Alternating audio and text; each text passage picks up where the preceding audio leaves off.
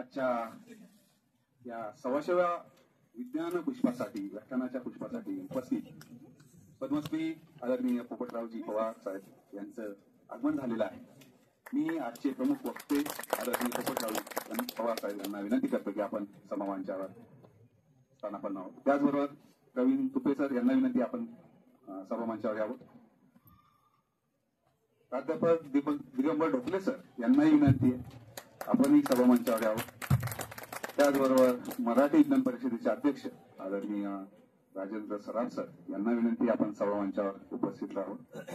Science पार्कच्या CEO आदरणीय श्रद्धा खंपाटे madam यांना विनंती आपण सभामंचावर यावं।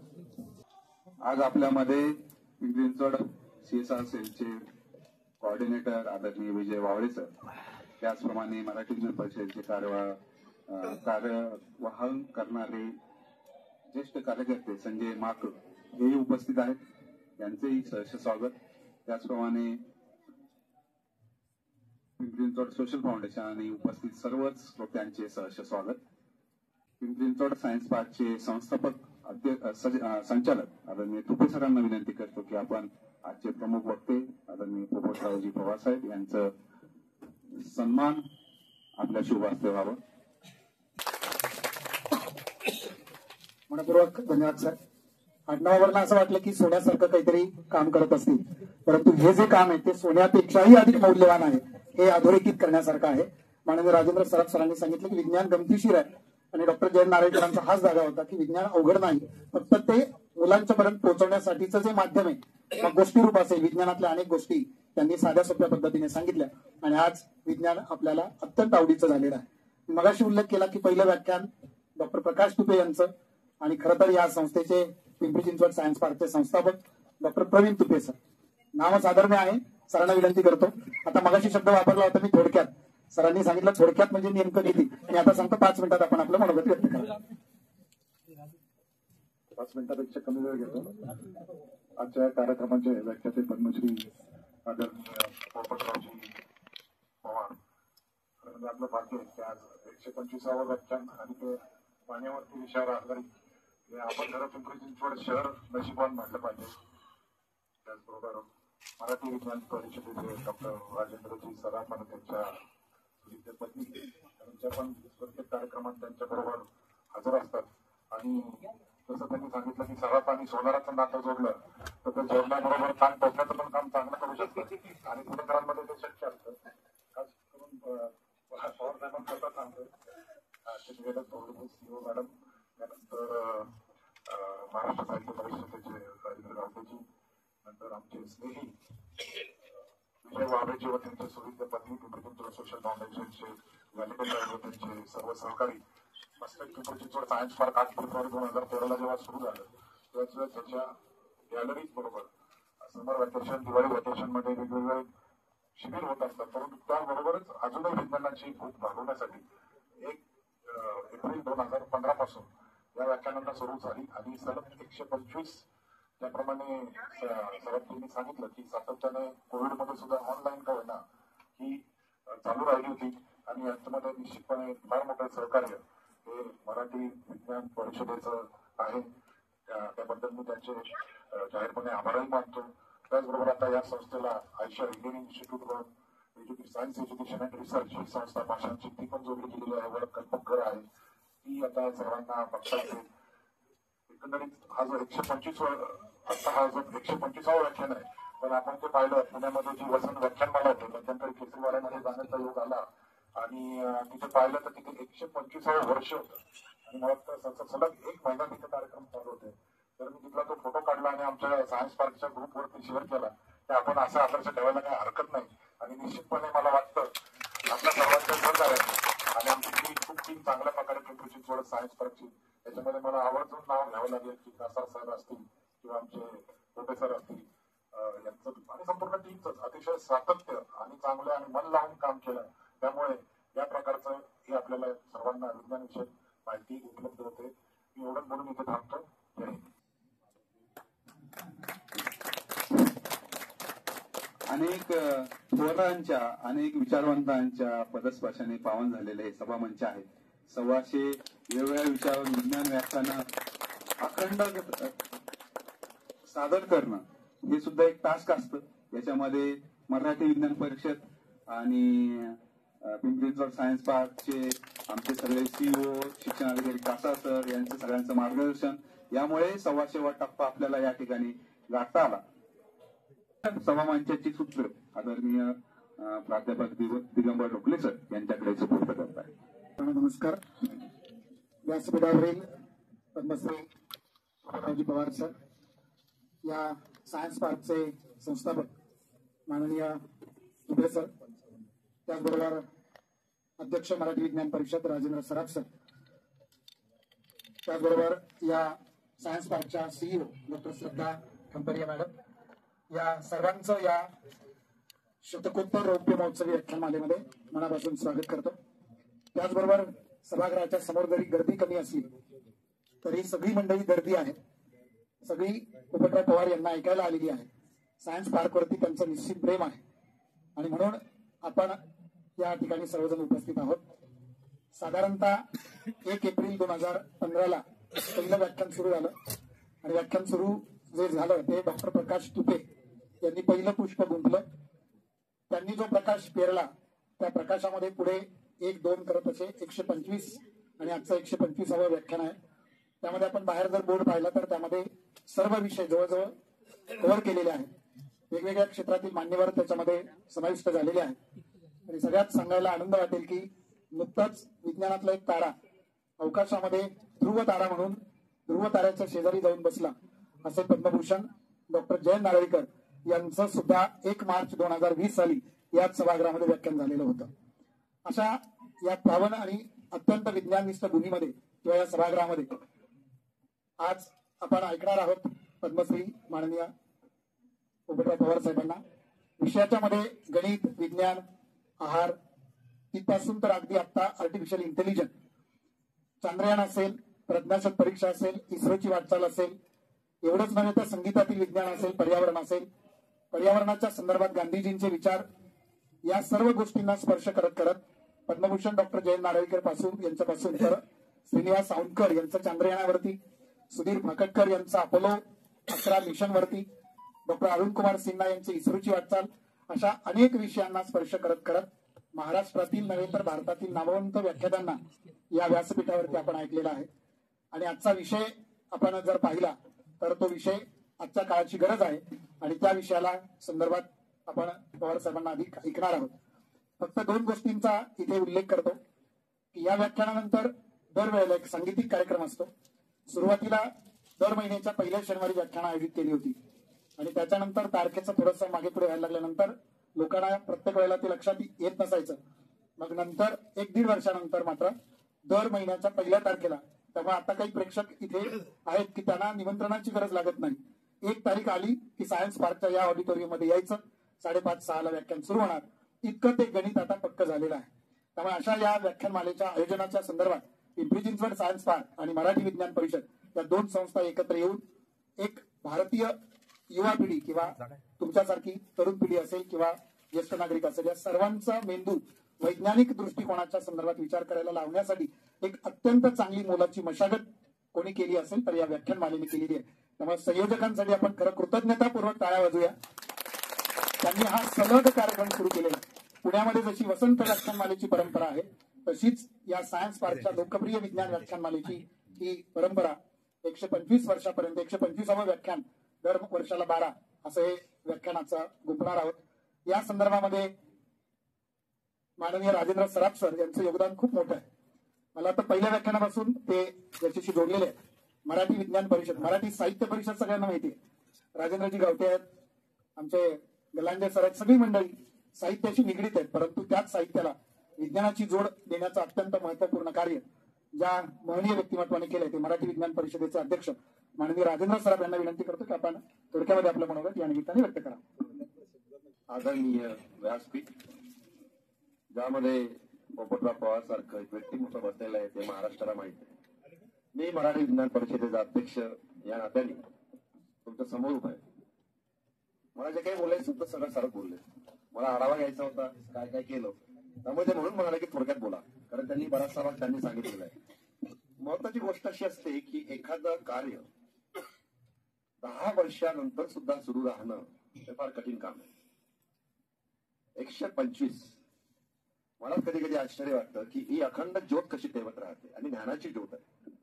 ज्ञानाची ज्योत 125 वेळेला या सभागृहामध्ये तेवत राहिली. या सगळ्या कार्यक्रमाचं वैशिष्ट्य असे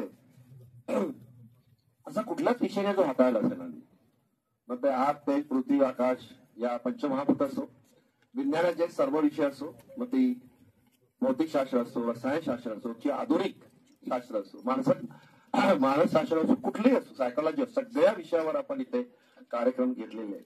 मराठी विज्ञान परिषद सातत्याने विज्ञानाचा प्रचार आणि प्रसार तोही मराठीत करण्याचा प्रयत्न करतो. प्रश्न असं पडला की विज्ञान हे इंग्रजीमध्ये असतं, पेपर इंग्रजीमध्ये लिहिल्या जातात, कॉलेजमध्ये इंग्रजीमध्ये शिकवलं जातं, मग मराठीत का? मराठी याच्याकरता की आपल्याला म्हणजे तुम्ही सगळे लोक बघा, गंमत तुमची सांगतो की तुम्ही जेव्हा हिशोब करता तेव्हा मराठीमध्ये करता 2 की 2 4. हे का होतं? कारण ती आपली मातृभाषा आहे. आणि म्हणून तो मराठीमध्ये प्रचार आणि प्रसार करण्याचा गेले अनेक वर्ष आम्ही प्रयत्न करतोय.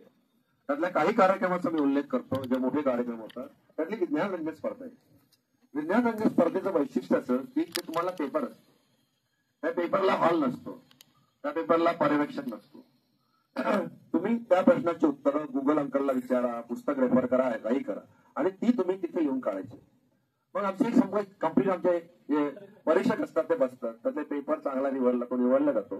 तर तुम्हाला प्रश्न पडला असेल की याला 10 वर्षापासून 80 वर्षाचा मनुष्य कसा काय सहभाग करू शकतो. त्यात आम्ही गंमत केली आहे की वयाप्रमाणे वाढे गुण ठेवलेले आहे आणि मग तो पेपर आल्यानंतर त्याला परत इथे येऊन त्याला प्रयोग करायला लावतो. त्यातल्या गमतीचा प्रयोग तुम्हाला सांगतो की तुम्हाला आश्चर्य वाटेल. तुमच्या हातामध्ये तुम्ही जर हरभरे घेतली आणि मूठ घेतली भरली आणि तुम्ही ती ठेवली आणि तुम्ही आपल्या पंजाचा आकार खेळला आणि त्यात तुम्ही दाणे बसून बघा. जेवढे दाणे तुमच्या याला एरिया म्हणू आपण आकार, तेवढेच दाणे तुमच्या मुठीत बसतात. हा प्रयोग करून बघायचा. अशा अनेक गोष्टी आम्ही केल्या आणि मग खूप काही प्रयोग करायला लावतो. म्हणजे तुम्हाला सुद्धा किती लोकांना माहित आहे की तुम्हाला साधा प्रश्न विचारतो, दूध उतू काय जातं? दूध उतू जाण्याचं कारण काय आहे? मग ते काय आपल्याला फक्त दूध जातं, मग ते न जायला आपण काय करायला हवं? त्याचा एक प्रयोग करून बघा. तो प्रयोग सांगितला. तुम्ही किती लोकांना माहिती आहे, मी सांगतो आणि थांबतो इथे. सहज मी मराठीमध्ये विज्ञानाला खूप बोलायला लागतो. तर तो प्रयोग असा होता की जेव्हा तुम्ही दूध तापवता तेव्हा त्यातलं फॅट अलग होतं. ते फॅट अलग झाल्यानंतर तेव्हा ते तरंगतं आणि आतमध्ये जे पाणी असतं त्याची वाफ होते. मग ती वाफ आत येते आणि प्रत्येक वाफेला एक प्रेशर असतं. त्या प्रेशरने ते एका हाईटवर पोहोचते आणि त्याच्यानंतर ती वर जात नाही. मग काय करायला पाहिजे? भांडच मोठं घ्या ना. मी हा प्रयोग केला आणि मला कळलं की तिची बासुंदी होते पण दूध जात नाही. तर अशा जर तुम्ही प्रयोग करून बघितले तर तुम्ही विज्ञानाच्या जवळ जाता. आणि माझं असं मत आहे की आजच्या काळामध्ये विज्ञानाची खूप आवश्यकता आहे आणि जर तुम्हाला विज्ञान समजलं तर तुमचं जीवन सहज आणि सुलभ होतं. हा मराठी विज्ञान प्रचार प्रयत्न. आमचे होणारे कार्यक्रम मी तुम्हाला सांगतो. पहिला कार्यक्रम आहे तो 3ऱ्या शुक्रवारी होतो. तो SM जोशी हॉलमध्ये होतो. SM जोशी सेमिनार हॉलमध्ये. तिथे अनेक विषय हाताळले जातात. त्यानंतर भावार्थ म्हणून एक ऑर्गनायझेशन आहे, त्यांच्याबरोबर एक कार्यक्रम होतो आणि मग एक इन्स्टिट्यूट ऑफ इंजिनियर आहे त्याच्याबरोबर एक कार्यक्रम होतो. तो दुसऱ्या मंगळवारी आणि हा 3ऱ्या शनिवारी आणि 3ऱ्या शुक्रवारी आणि 1 तारखेला इथे आम्ही नेहमीच येतो आणि ते कार्यक्रम करतो. तुम्हाला सगळ्यांना खूप खूप शुभेच्छा त्याच्याकरता की तुम्ही इथे आला आहेत आणि तुमच्या मनामध्ये विज्ञानाचं बीज मोठं हो आणि जीवन विज्ञानिक दृष्टीने बघावं अशी प्रार्थना करून मी इथे थांबतो. धन्यवाद. आता मी पोपटराव पवार यांच्याबद्दल कमीत कमी 1 तास बोलायला लागेल. म्हणजे त्यांच्यावर त्यांच्या कार्यावर व्याख्यान होईल तेवढं त्यांचं कार्य मोठं आहे. पण आजचा जो विषय जलसंधारण आणि शाश्वत विकास, खरं तर 1.25 गोष्टीला कोणत्याही 1.25 गोष्टीला महत्व आहे. ब्राह्मणाला दक्षिणा द्यायची झाली तर रुपये नाही देत, 1.25 रुपये देतो. तसं 100च्या ऐवजी 125ला खूप महत्व आहे. आणि मग त्या महत्वपूर्ण व्याख्यानाला व्यक्ती सुद्धा तितकीच महत्वपूर्ण असावी हे या संयोजकांच्या संकल्पनेचं कौतुक आहे. आदरणीय पोपटराव पवारांचं आम्ही फक्त आवाहन करतो किंवा एक प्रश्न विचारतो, किती लोकांनी हिवरे बाजारला प्रत्यक्ष भेट दिलेली? आता तुम्हाला हे व्याख्यान कळायला सोपं जाईल. आमचे मुरलीधर साठे आहेत, सुदामजी भोरे आहेत. तिथं एक टेकडी आहे वरती आणि त्या टेकडीवरती माझ्या माहितीप्रमाणे 1 किंवा अर्धा हापशात पाणी येतं आणि ते भर उन्हाळ्यात.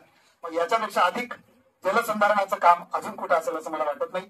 सरांच्या मध्ये आणि तुमच्यामध्ये मी फार राहणार नाही, आपल्याला त्यांना ऐकायचंय. आणि शेवटी काही तुमच्या मनात काही चांगले प्रश्न आले तर आपण तेही सरांना विचारू आणि हा छान पद्धतीचा संवाद इथून पुढे 40 मिनिटे आपल्या समोर सर संवाद करतील. नंतर 5 मिनिटं प्रश्न आपण ऐकूया. बाकीचं काम खूप मोठं आहे, ते तिथे गेल्यावर कळेल. पण आता जलसंधारण व शाश्वत विकास टाळ्याच्या गजरात स्वागत करूया. सायन्स पार्क विभाग व मराठी विज्ञान परिषद पुणे आयोजित केलेल्या लोकप्रिय विज्ञान व्याख्यानमालेच्या आज 125व्या व्याख्यानाचा योग या ठिकाणी मला आला. आजच्या कार्यक्रमासाठी उपस्थित असलेले माननीय श्री राजेंद्रजी सराफ सर, अध्यक्ष मराठी विज्ञान परिषद पुणे, श्री प्रवीणजी तुपे सर, त्याचबरोबर या पाचच्या सीईओ डॉक्टर श्रद्धा मॅडम, शिक्षणाधिकारी पोटे सर, कासार सर, सुदामरावजी आणि सर्व उपस्थित बंधू आणि भगिनी. खरं म्हणजे आकड्याचं गणित खरोखर खूप महत्वाचं असतं.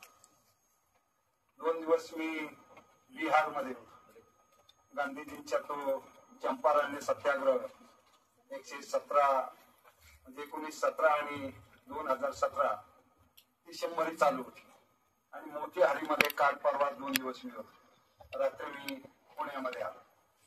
त्या अगोदर काही कार्यक्रम झाले. ते जगद्गुरु तुकोबरायांना जाऊन 375 वर्ष झाले. तेव्हा वेगवेगळ्या ठिकाणी 7 खूप चांगले सप्ताह झाले. त्या ठिकाणी जायला मिळालं. माऊली ज्ञानदेवांचे 725 वर्ष झाले. तो एक कार्यक्रम आहे. आणि भारतीय स्वातंत्र्याला 75 वर्ष झाले. म्हणजे 25, 50, 75, 100 आणि 125 या आकड्याभोवती खूप मोठं गणित आहे. आणि आजचा आकडाही 125वा आहे. आणि 125व्या आकड्याच्या दिवशी पाणी व्यवस्थापनावर एका गावच्या सरपंचाला बोलवलंय. सरपंच हा आपल्या लोकशाहीतला शेवटचा असता, परंतु सर्वात महत्वाचा. गाव स्वावलंबी झाले तर देश स्वावलंबी होईल.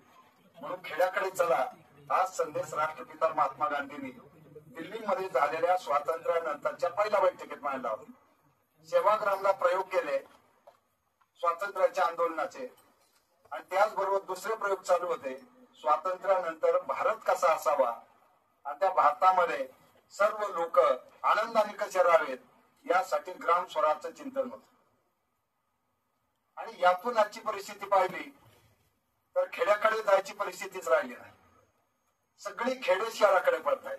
आणि अशा परिस्थितीमध्ये पिंपरी चिंचवड महानगरपालिकेने या सायन्स पार्क आणि मराठी विज्ञान परिषदेची सांगड घालून 2013ला ही व्याख्यानमाला सुरू केली. अनेक महनीय व्यक्तिमत्व या ठिकाणी येऊन गेले. या व्यासपीठावर त्यांनी व्याख्यानं दिले. आताच 125वा व्याख्यानमालेचा आहे. मी 94 साली व्याख्यान दिलं होतं आणि वसंत व्याख्यानमालेत व्याख्यानाला जायचं मग तो खूप सन्मानाचा विषय असतो. आणि भारतातल्या अनेक 100च्या पुढे गेलेल्या अनेक व्याख्यानमालेमध्ये मला जायला मिळालं का जिथं खूप मोठमोठाली नावं त्या व्याख्यानमालेसाठी येऊन गेलेली होती. आणि ज्यावेळेस आपल्याला एक सरपंच म्हणून तिथे जायला मिळत, कारण मला एक पद्मश्रीपेक्षाही सरपंच खूप महत्वाचा वाटतो. आजचा पद्मश्री हा खूप मोठा सन्मान आहे आणि मी देशातला पहिला सरपंच आहे तर ज्याला पद्मश्रीची अनाउन्समेंट होत. तर शेवटी गावाचा गौरव देशाच्या स्वावलंबनासाठी आहे. कारण गावात जर त्याचं अस्तित्व राहिलं नाही तर देशाच्या अस्तित्वाची खूप मोठी समस्या आहे. ना सीमेच्या पलीकडून जेवढी भीती नाही तेवढी भीती आपल्याला अंतर्गत आहे. आणि त्याला मूळ कारण अस्वस्थ झालेली गावं, रोजगार नसलेली गावं, पाण्याची समस्या असणारी गावं, त्यामुळे गावं सोडून शहराकडे पळणारी माणसं. आणि त्यामुळे आज पाहतो पाऊस सुरू झाला काही शहरं भीती खाली जातात. मग चेन्नई, बेंगलोर, अगदी केरळ पण, कोल्हापूर, सांगली, सातारा, पुणे, मुंबई, तर पुण्यात सुद्धा आता मुठा नदी महालक्ष्मी रोडने व्हायला लागली. आणि यावर्षी आपण अनुभवलंय पहिल्यांदा मान्सून मागे आला तो पुढे नाही गेला. नाही तर आपण शिकत आलो. आता अंदमान मध्ये आला मान्सून, मग तो बंगालच्या खाडीत येईल, मग तिथून तो केरळमध्ये दाखल होईल, मग पंजाब येईल आणि मग कोकणात येईल. आणि मग त्याचा असा मार्गक्रमण व्यवस्थित चालायचं आणि परत येताना तो पुन्हा आपल्या रोडने ज्या ठिकाणी थांबायचे ते थांबायचे. सहज आपण 100 आता 25 वर्षांनी होईल आपली भारतीय स्वातंत्र्याची. 75 वर्ष आपण पूर्ण केले. या 75 वर्षाचं अवलोकन पाहिलं तर आज 50% लोकसंख्या गाव आणि शहरात. एका धारावीची आपण चर्चा करायची, आज प्रत्येक शहर हे धारावीमध्ये कन्वर्ट झालेले दिसते. सगळ्यात समस्या तिथे आहेत आणि सगळे आउटलेट आपले ब्लॉक झाले शहरामध्ये. कारण गावाकडून मिळेल त्या साधनातून आणि मिळेल त्या जागेवर राहणारी माणसे आणि कुठे सरकारी जागा, रेल्वे लाईन आणि गावातून शहरातून वाहणाऱ्या नद्यांचे किनारे सगळं ब्लॉक होऊन गेलेलं आहे. आणि मग अशा परिस्थितीमध्ये 59 दिवसात जे पर्जन्यमान आपलं होतं, कारण अनादी कालापासून जे अनुभव करत करत शेतकरी, ऋषी मुनी सर्वांनी जी मान्य केली होती ती 27 नक्षत्राच्या आधारे केली होती. आणि उन्हाळा, पावसाळा, हिवाळा त्यात बसवला होता. उन्हाळ्यातले नक्षत्र वेगळे आहेत, थंडीतले वेगळे आहेत, पावसाळ्याचे वेगळे आहेत. आणि त्या ऋतुमानाप्रमाणे आपला जन्म झाला की कुठल्या तरी नक्षत्रात होतो. आणि जन्म होऊन नामकरण झालं की मग आपल्याला रास लागते.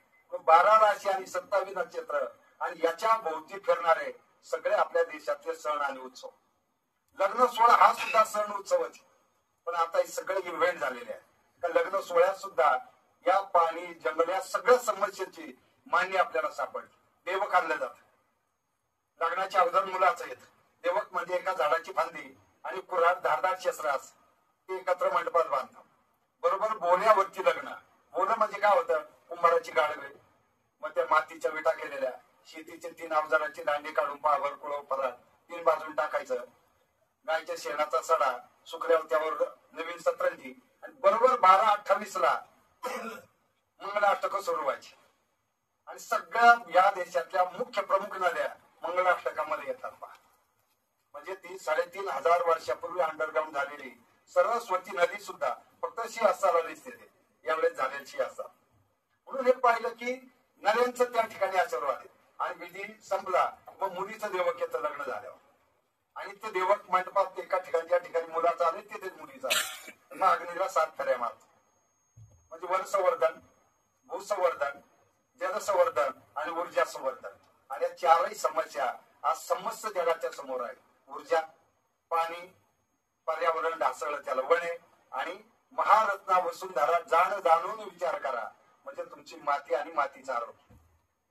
या 4 गोष्टी बिघडल्या की मानवी अस्तित्व सुद्धा संकटात आहे. म्हणून विज्ञानाची प्रगती खूप जरी झाली तरी विज्ञानाला संस्काराची जोड लागते. आणि संस्कार या अध्यात्मातून येतात. आणि आध्यात्मिक संस्कारातून मानवतावाद जन्माला येतो. या सगळ्या गोष्टी पाहिल्या तर आज आपली पाणी संपर्क आता पिंपरी चिंचवड दिवसेंदिवस खूप वाढत चाललेला आहे. सगळा ग्रामीण भाग आता शहरात म्हणजे विशेष करून इंडस्ट्रियल एरियात मर्ज होतोय. आणि आपण एक काळ अनुभवलाय पिंपरी चिंचवडला पाणी आणताना झालेला गोळीबार. कारण धरणाचं पाणी, आमचं पाणी आम्ही शहराकडे जाऊ देणार नाही एक वर्ग असा म्हणतो आणि दुसरा वर्ग आम्हाला पाणी पाहिजे असं म्हणतो. आणि धरणं आणि धरणाचा भविष्यकाळ सुद्धा आता खूप संकटामध्ये आहे. कारण किती मोठ्या प्रमाणात माती वाहून चाललेली आहे. एका हेक्टर मध्ये सॉइल सर्व्हे ऑफ इंडियाचा रिपोर्ट सांगतोय 1 टनापासून तर 8 टनापर्यंत एवढी माती वाहून चाललेली. आणि जी माती पाण्याबरोबर वाहून चालली ती आपल्या बरोबर सेंद्रिय कर्ब घेऊन चालली. म्हणजे मातीचं आरोग्य चांगलं ठेवायचं काम जे करतं तो ऑर्गॅनिक कार्बन पाण्याबरोबर चाललं. आणि आता तो मागच्या 10 वर्षात अतिवेगाने, मागच्या 5 वर्षांमध्ये 5 वर्ष 59-60 दिवसात पडणारा पाऊस 39-40 दिवसात आला. गेल्या वर्षी तो 22 ते 28 दिवसात पडला. आणि आता पाहिलं 2 दिवसात 81 सेंटीमीटर पाऊस पडून गेला. म्हणजे 200-250 मिलीमीटर पाऊस बारामती आपण त्या परिसरात पडला. आपण पाहिलं एवढ्या वेगाने पडतोय तो. जास्त वेगाने एकाच वेळी पडणारा पाऊस ही माती घेऊन चाललेला आहे. आणि जेवढी माती जाईल तेवढा उद्याचा आपल्या अन्नधान्याची समस्या आहे. कारण मी आज इथे नसतो तर मला ते नेब्रास्का युनिव्हर्सिटी US मध्ये ते एक आंतरराष्ट्रीय कॉन्फरन्स होती. कारण तिथे जगभरातील 500 शास्त्रज्ञ येणार होते. वॉटर फॉर फूड 2050 पाणी आणि अन्नधान्याची समस्या यावरची कॉन्फरन्स होती. आणि 20 मिनिटाचं मला त्या ठिकाणी भाषण करायचं. पण थोड्या काहीतरी या युएसच्या गडबडीत माझा व्हिसा ऐन वेळेस नाकारला गेला. त्यामुळे मी आज तुमच्या या व्याख्यानमालेसाठी इथे येऊ शकतो. एक आहे की नेमकी पाणी ही भारताची समस्या आहे का, महाराष्ट्राचीच आहे का जगाची? आता ही जगाची समस्या झालेली आहे. जगभर आपण पाहतो ज्या प्रकारे क्लायमेटिक चेंजेस आपल्याला पाहायला मिळतात. कमी कालावधीमध्ये पडणारा पाऊस. अमेरिका सारखा देश सुद्धा टंचाईला सामोरं जातो, दुष्काळाला सामोरं जातो. ज्या देशात एसी आणि कूलरची गरज नव्हती, युरोपियन देशात पाहतो टेम्परेचर एवढं वाढलं. किंवा मुंबईला कधी स्वेटर आणि थंडीच्या दिवसात उबदार कपड्याची गरज ते विकायचे पण स्वतः वापरत नव्हते मुंबई सुद्धा. आणि परतीचा मान्सून कोकणात आणि मुंबईपर्यंत आलेला आहे. आणि हे जे बदल सगळे आहेत त्याचा मोठा परिणाम आपल्या आपल्या भविष्य काळातील पाणी समस्येवर होणार आहे. म्हणून गाव आणि शहराचा मोठा संघर्ष भविष्य काळात पाण्याच्या बाबतीत पाहायला मिळाला. म्हणजे एक इंडिया आहे, कुठली समस्या नाही, प्रचंड सुबत्ता आहे. दुसरा भारत आहे, कुठली सोयी सुविधा नाही. आणि तिसरा एक नवीन इंडो भारत तयार झालाय. तो इंडियातही नाही आणि तो भारतातही नाही, तो स्लम मध्ये आहे आणि त्याच्या सगळ्या समस्या वेगळ्या आहेत. आणि सगळी परिस्थिती ती पाहिली तर उद्याच्या कालखंडामध्ये पाणी आणि पाण्याच्या बाबतीत आपल्या सर्वांना जे काम करावं लागणार आहे त्यावर आपल्या सगळ्या वारकरी परंपरेने भाष्य केलंय. 375 वर्षापूर्वी दुष्काळ पडला, सलग 4 वर्ष, आणि हातबल होऊन तुकोबारायांनी सांगितलं, बरे झाले देवा निघाले दिवाळे, बरी गेली पिढा या दुष्काळ. आणि दुसरा अभंग, कोण आम्हा पुरुषे शिरवलं भागलो, तुझं मी नाव उपजे पांडुरंगा, कोणापाशी आम्ही सांगावे सुख दू, कोण तहान आणि भूक निवाली. म्हणजे 375 वर्षापूर्वी तहानही होती आणि भूकही होती. आणि आजही तहानही आहे, भूकही आहे. पण आजची तहान ही दूषित पाण्यामुळे आहे आणि आजची भूक ही दूषित अन्नामुळे आहे. आणि पाणी आणि अन्न हे आपल्या सर्वांचं जीवन आहे. मग तेच व्यवस्थित नसल तर आरोग्याचं काय आहे. म्हणून श्रीमंती किती आली आणि आरोग्य नसेल व्यवस्थित तर आनंदी कुटुंब असू शकत नाही. आनंदी कुटुंब, आनंदी गाव यावर गेली 5 वर्ष आम्ही गावात काम करतो. त्याच्यावर या कामाच्या माध्यमातून खूप फिरायला मिळतं. आतापर्यंत मी 15 लाख किलोमीटर माझा प्रवास झाला. दर महिन्याला 3-4 राज्य होता, महिन्याला 3-4 हजार किलोमीटर प्रवास होतो. आणि एकच आहे की आम्ही गावात केलेलं काम आणि जे काम करतील मग तिथे जाऊन मार्गदर्शन करत राहायचं. आणि अख्खा भारत फिरून झाला. अनेक राज्य खूप अनेक वेळा झाले. आणि ज्यावेळेस पंजाबला अनेक वेळा, आता 1-2-3 महिन्यापूर्वी गेलो होतो, तिथल्या गव्हर्नमेंटने काही कार्यक्रम ठेवले होते म्हणून. आता पंजाबमध्ये पाणी व्यवस्थापन आणि पीक व्यवस्थापनावर चर्चासत्र व्हायला लागली. ज्या पंजाबच्या मातीने अख्ख्या भारताचं पोट भरलं, आज ती माती स्वतःचं पोट भरू शकणार नाही अशी अवस्था आहे. आणि अति श्रीमंतीला संस्काराची जोड नसेल त्याचा परिणाम उलटा पंजाब श्रीमंतीत आला. आमिर खान यांनी तो लाचिंग चड्डा दिला, तो तर म्हणजे आवर्जून पाहायला पाहिजे प्रत्येकाने. काल परवा त्यांनी एक प्रीमियर केला, 28 तारखेला सितारे जमी पर एक नवा सिनेमा अमेरिकेचा आहे. त्या दोन्ही प्रीमियरला त्यांच्या घरी त्यांनी एलिमेंटरी लोक बोलवलं, त्यात मलाही बोलवलं. कारण सत्यमेव जयतेपासून आम्ही एकत्र आलो. 2016ला पाणी फाउंडेशनचं काम ज्यावेळेस सुरू करायचं होतं, अख्खा एक दिवसभर त्यांच्या घरी आम्ही चर्चा करत होतो की काय केलं पाहिजे. आणि त्यामध्ये देवेंद्र फडणवीस साहेबांनी पाठबळ दिलं 16ला आणि पाणी फाउंडेशनची मोठी चळवळ महाराष्ट्रामध्ये आली. पुन्हा मकरंजी अनाथ सुरेश 2 दिवस आमच्याकडे आले वरे बाजारला. नानांनी त्यांच्या गणपतीला, मला घरगुती गणपती असतो आणि घरचेच माणसं असतात, पण त्यांनी मुंबईला बोलवलं. नाम फाउंडेशन सुद्धा आता महाराष्ट्रात खूप चांगल्या पद्धतीने काम करत आहे किंवा जैन सोशल संघटना आहे. आणि या माध्यमातून महाराष्ट्र आणि महाराष्ट्राचं पाणी आडवा जिरवा ही योजना आहे. त्याची खूप मोठी चळवळ राज्यभर सगळीकडे होत. आणि आता पूर्वी टंचाईग्रस्त जिल्हे तालुके ठरलेले असायचे. राजस्थानचा जैसलमेर पासून सुरू झालं तर राजस्थान, मध्य प्रदेश, गुजरात, महाराष्ट्र, तेलंगणा, आंध्र, कर्नाटक आणि तामिळनाडूचा निलगिरी जिल्हा हा भारताचा दुष्काळी DPEP झोन. आणि तिथलं रोजचं खाणं म्हणजे मिलेट, कडधान्य. आणि सणाला आणि उत्सवाला खायचं गव्हाची पोळी किंवा भात. दक्षिण भारत गहू खायला लागला आणि उत्तर भारत तांदूळ खायला लागला. कारण आमच्या रेशनिंगवर गहू आणि तांदूळ गेला. आणि हरित क्रांतीनंतर एवढं उत्पन्न झालं की आमचं कडधान्य गायब झालं. आता दुष्काळी भागातील कडधान्य आपण ते गुरांचं खाणं म्हणतो, जनावरांचं. म्हणजे हरित क्रांतीमध्ये एक सर्वात मोठी चुकी याच्यावर मी जेवढ्या मी IIT चेन्नईमध्ये एका कार्यक्रमाला गेलो होतो आणि तिथे मला डॉक्टर M.S. स्वामीनाथन सरांबरोबर शेअर करायला मिळालं स्टेज.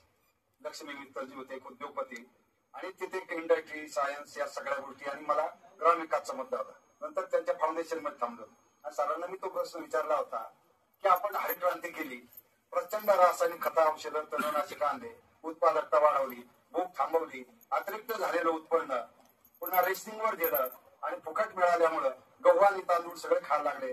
याच्यामुळे आरोग्याची समस्या निर्माण झाली असा मुद्दा होता.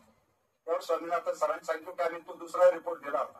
कारण मी बऱ्याच वेळा केंद्र सरकारशी पत्र व्यवहार केलेला होता की दुष्काळी भागातलं भरड धान्य एवढं जरी रेशनिंगवर दिलं तर पुढच्या पिढ्या कमीत कमी ते खातील. आता मी प्रधानमंत्र्यांच्या वेळेला मिलेट, आंतरराष्ट्रीय मिलेट इयर डिक्लेअर केलं. हे खूप चांगली गोष्ट आहे, कारण त्यामुळं कमीत कमी आपला डाएट तरी व्यवस्थित आहे. तर 3-3.5 हजार वर्षापूर्वी बाळभट्टांनी आपलं खानपान कसं असावं, केव्हा खावं, किती खावं, केव्हा उठावं, केव्हा झोपावं, तर त्यावेळेस पशु, पक्षी, प्राणी आणि माणसं अन्नासाठी सगळे स्थलांतर करीत होते. आणि आपल्याला माहिती पूर्वी स्थलांतरित शेती होती, पण माणसाला बुद्धी असल्यामुळं त्यांनी संरक्षित पाण्याचा प्रोटेक्टिव्ह इरिगेशन शोध लावला आणि धावपळ नको म्हणून पाण्यावर काय पिकं घ्यायला लागला. मग नदीच्या वाळवंटात पिकं घेतली, काही टरबूज खरबूज असेल. मग पुढे आणखी छोटस खड्डा खोदला, मग एक पाणी दिल्यामुळे आणखी एक पीक मिळालं. मग त्याच्या लक्षात आलं आणि पाण्याची उपलब्धता वाढवली की आपल्याला आणखी दूरचं पीक जवळ घेता येईल. आणि सगळं डाळिंब द्राक्ष सगळं हे नैसर्गिक होतं आणि सीजन नाहीच. आणि त्या सीजनची फळं आपण खायची, तेवढं आपलं आरोग्य ठणठणीत होतं. तर जसं क्लायमेट तसं आपलं अन्न आहे. पण आता सगळं उलट प्रवाह सुरू झालेला आपल्याला. नको त्या क्लायमेट मधल्या आहार आपण करायला लागलो, त्याच्यामुळे आरोग्याचा प्रश्न वाढलेला आहे. म्हणजे सगळ्या गोष्टी जर पाहिल्या तर आपली परंपरा, आपले सण उत्सव आणि आपलं आनंदी जीवन म्हणून आपण आजोबाची पाहिले 100 वर्ष झाले आजारी पडत नाहीत. आणि इथं जन्माला आलेलं मूल आता डायबिटीसचं नीट जन्माला येतं. हे सगळं पाहत आता कॅन्सर तर भारताची राजधानी पंजाब आहे. रोज चंदीगडवरून एक ट्रेनच निघते बठिंडा जाणार आणि लोक ते बठिंडा ट्रेन नाही म्हणत, कॅन्सर ट्रेन का तिकीट देतात. मी स्वतः खूप वेळा अनुभव करतो. कारण आपण पाहतो एवढं प्रचंड 5 नद्यांनी समृद्ध केलाय पंजाब. पण इतकं पाणी एक पीक घ्यायचं गव्हाचं म्हणून दुसऱ्या पिकाचं पाणी उरलं म्हणून त्यांनी त्या ठिकाणी दक्षिणेचा तांदूळ ढाण तिथे गेला. आणि सततच्या पिकामुळं मातीचं आरोग्य तिथं सामू ज्याला पीएच म्हणतो, त्याच्यानंतर ऑर्गॅनिक कार्बन लेवल जे आहे सेंद्रीकर इतका खराब झाला का जे हजारो कोट्यावधी जीवाणू आपल्यासाठी चांगलं अन्न निर्माण करण्यासाठी मातीला पोषक मूलद्रव्य देतात आणि त्यातून जे पिकतं ते आपण खाऊन पुढे. परंतु आज पंजाब 700-800 फूट जमिनी खाली गेलं तरी पाणी मिळत नाही. यावं रिचार्जेस कमी झाला, कारण वॉटर लॉगिंग इतकं झालं तर त्यातला सेंद्रिय कर्ब संपला, त्याचे जे बॅक्टेरिया जे सगळं हे झालं आणि त्याचा परिणाम महिना 2-2, 4-4 महिने शेतातून बाहेर, कारण आपल्याकडे कॉन्झर्वेशन आणि त्यांच्याकडे वॉटर ड्रेन करावं लागतं यावं. आणि आपण कोल्हापूर पहा, पंचगंगेचा बेट अख्खा संपून गेला. म्हणजे आजोबा काही नव्हतं पण शेत होतं, उत्तम आरोग्य होतं. मुलाच्या काळामध्ये पाणी आलं, शुगर इंडस्ट्री आली, प्रचंड उत्पादकता वाढली, मुलं विदेशापर्यंत शिकायला गेले, बंगले गाड्या सगळं आलं आणि नागपूरच्या काळात शेतीतलं उत्पन्नच यायचं बंद झालं. त्याला कारण ऊसाचा ॲव्हरेज 15, 20, 25 सवरण. तीच अवस्था सांगलीचा मिरचीचा बेट, तीच अवस्था पुण्याची, तीच अवस्था उत्तर नगर जिल्हा आहे जिथं TDS 2,500-3 हजारापर्यंत गेलेला आहे. 100-150च्या पुढे गेला की घराघरामध्ये आता फिल्टर वॉटर आलंय. एक काळी फार मागे 30 वर्ष मागं जा, जास्तही नाही, सहज ओढीची रीती बाजूला केली की हाताने गुडघे टेकवले की तोंडाने पाणी प्यायचं आपण. कधी माणसं आजारी पडली नाही. आता 55 ते 60 हजार करोडच्या पुढे रोजचा बंद बाटलीचा बिझनेस. या देशाने जगाला पाणी हे पुण्यकर्म सांगितलं. सिंहस्थ कुंभमेळा हा जगाच्या पाठीवरचा लोकसहभागातला सर्वात मोठं जलसंमेलन आहे. या सगळं पाणी का आपण गंगेची यात्राच का करतो, नद्यांची यात्राच का करतो. रामायण कालखंडात सुद्धा आपल्याला लावलेलं आहे. थोडस गावाकडे घेऊन जातो. यांची ग्रामपंचायत हा देश राज्य ही अवस्था आहे. 72 ते 89, तर मी 89ला सरपंच झालो. 34 नंतर बाहेर शिकायला जागा नव्हती. दुष्काळी गाव, खडकावरती गाव, एक काळचं कुशीतलं प्रचंड गाजलेलं गाव. आणि नंतर 72 दुष्काळ, 76, 77, 82, 83 आणि दुष्काळामुळं पहिल्यांदा लोक रोजगारासाठी गाव सोडून पळायला लागले. आणि रोजगारासाठी गाव सोडून पळायला लागले आणि त्याचा परिणाम जानेवारी-फेब्रुवारी पाणी संपायचं कारण आणि ज्वारी बाजरी सोडून खायला गव्हाची पोळी खायला तो श्रीमंत होता. असं माझं 4थी नंतर बाहेर नगर जवळ आलो, केडगाव आजवळ, आणि ती शिकलो. 11वी-12वी सायन्सला होतो आणि ते करत असताना 12वी सायन्सला असताना महाराष्ट्र राज्यात शालेय क्रिकेटच्या कॅम्पला निवड झाली. मग क्रिकेट खेळणं पसंत केलं, प्रॅक्टिकल सोडून दिला. मग कॉमर्स जॉईन केलं आणि त्यानंतर मी पुणे युनिव्हर्सिटी 2 वेळा ऑल इंडिया खेळलो. त्यावेळेला आमचा सुनंदन लेले जो भारतीय संघाबरोबर जगभर खेळतो आमचा सुनंदन, 2 डाऊन बॅट्समन. तेवढं केपटाऊन क्रिकेट टेस्टच्या वेळेस धोनीच्या कॅप्टनशिप खाली तिथं ज्यावेळेला हॉटेल मॅनेजमेंटने सांगितलं की तुम्हाला एवढंच पाणी मिळेल हॉटेल सोडा, त्यावेळी 8-10 मिनिटं हिवरे बाजारचं हॉटेल मॅनेजमेंट भारतीय संघाला सुनंदननी सांगितलं. आणि त्यामुळे सचिन तेंडुलकर जे आमच्याशी जोडले गेले. मग तेंडुलकर हिवरे बाजारला आल्या, सचिनची व्हिजिटला येणार, कोविड सुरू झाला तर त्यांच्या फाउंडेशनला काही गावामध्ये आपण ग्रामसभा घेऊन मदत केली होती. म्हणून पाणी आणि पाण्याचं व्यवस्थापन म्हणून ही अशी अवस्था गावाची. फेब्रुवारी संपल्यात पाणी, दगड मातीची घरं आणि मायग्रेशनमुळे अवस्था आणि खाली इंटिग्रेट पुढे घ्या. 89-90 म्हणजे 90ला मी सरपंच झालो. तर मी खूप चांगलं मुंबईत खेळायचो, पुण्यात खेळायचो, चांगले जॉब हातात आले होते, कस्टमर इंडिया सारखे. पण तो अपघाताने सरपंच व्हावं लागला, कारण 83 साली दारू पिऊन भांडण होऊन एक खून झाला. मग 83, 84 ते 89 शासकीय नोकराला पनिशमेंट द्यायची झाली, त्याची बदली हिवरे बाजारला केली जायची. तर दारू पी किंवा पाच या अवस्था, एका दारूच्या बाटलीत एका मुलीचं लग्न आणि हंडाभर पाण्यासाठी महिला 2-2 महिने वनवून करा. पुढे घ्या. मग हे आमचं बेस आहे. येलो कलर जे आहे लिडरशिप पंचायतीची, ग्रामसभा ब्ल्यू कलर आणि सपोर्टिंग सिस्टम आहे. या पद्धतीने पुढे घेऊ. या पुढे मग हे 7 सूत्र आहे. कारण आपल्या देशात एकच आहे, सगळ्या सुविधा पाहिजे पण आम्हाला डिसिप्लिन नको आहे. मग आमचं गाव डिसिप्लिनवर गेलेलं आहे. आणि ग्रामसभेचा जे निर्णय आहे, बोरवेल घ्यायचा नाही, फक्त पिण्याच्या पाण्यासाठी, शेतीसाठी विहीरच घ्यायची. जास्त पाण्याचं पीक ऊस डाळिंब द्राक्ष घ्यायचं नाही, त्याऐवजी सिजनेबल पिकं घ्यायची. आणि गावातली जमीन बाहेरगाव विकायची नाही, झाड फुलालेली मुळासहित तोडायचं नाही. या सगळ्या गोष्टीचे एक 7 सूत्र आहेत. तर या 7 सूत्राच्या आधारे आम्ही गावात प्रयत्न केला. तराईबंदी, कुऱ्हाडबंदी, नसबंदी, नशबंदी, श्रमदान, लोटाबंदी. 92 साली टॉयलेट बांधले आम्ही स्वतः 92 साली. आणि मग हे बाकीचं पुढे स्वच्छ भारत सुरू झालं. या पुढे मग हे गाव ही एंट्री. एका बाजूला डाव्या बाजूला जे आहे ते मारुतीचं मंदिर जुनं आणि उजव्या बाजूला पडलेली ग्रामपंचायत आहे. उघडे बोडके डोंगर दिसतात मागे. मग ज्वारी आणि बाजरी एवढंच पीक होतं. आणि खालतं पाहिलं त्या पहिलं एनएसएसचं शिबिर गावात घेतलं. तर कॉलेजला असताना एनएसएस एनसीसी आवडीचे विषय आणि समर्थ भारत अभियान एनएसएस मध्ये सलग 3 वर्ष पुणे विद्यापीठाचा कॅम्प आपण हिवरे बाजारला केला. आणि राज्यातले सगळे कुलगुरू हिवरे बाजारला येऊन गेले. आणि नरेश जाधव सर जेव्हा कुलगुरू झाले तर तिथून ते समर्थ भारत अभियानाचं एनएसएसची खूप मोठी मुवमेंट झाली. कुठे घ्या एकदम. मग ही सुरुवात पाणी आडवा आणि जिरवा. वेगळं काहीच नाही. पूर्वीचा डोंगर योगाकडे माझ्याकडे छोटा कॅमेरा होता. त्या कॅमेऱ्यात त्यावेळी काढलेले फोटो आहेत. पण आमचे फोटो तुम्ही पहा 92 पासून आहेत वेगवेगळ्या ठिकाणी. त्याच स्पॉटचे आहेत, जागा बदलून नाही. त्याच जागेवर पूर्वी कसं होता आता ही तिकडे आता 2 नंबरचा फोटो आहे.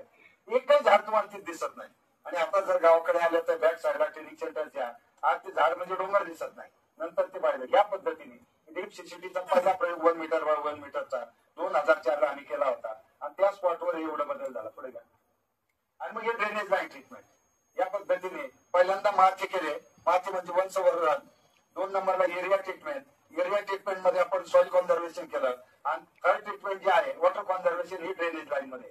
म्हणजे ओढ्यामध्ये प्रत्येक म्हणजे डोंगरातलं पाणी आलं रिचार्ज होऊन तराईबंदी कुऱ्हाडबंदी ते ओढ्याने आलं की गरीब रूज बोल्डर जे आहे ते पाणी फिल्टर करून पाण्याचा स्पीड कमी करतात आणि स्ट्रक्चर मध्ये पाणी सोडतात. आणि मग खाली आला का पाझर तलाव, नंतर एक चेक डॅम आणि मग विहीर. पुढे आणि मग हा एक प्रयोग केला. विकास खारगे साहेब आता मुख्यमंत्री कार्यालय सचिव आहे त्यावेळेस जीएडीचे डायरेक्टर होते.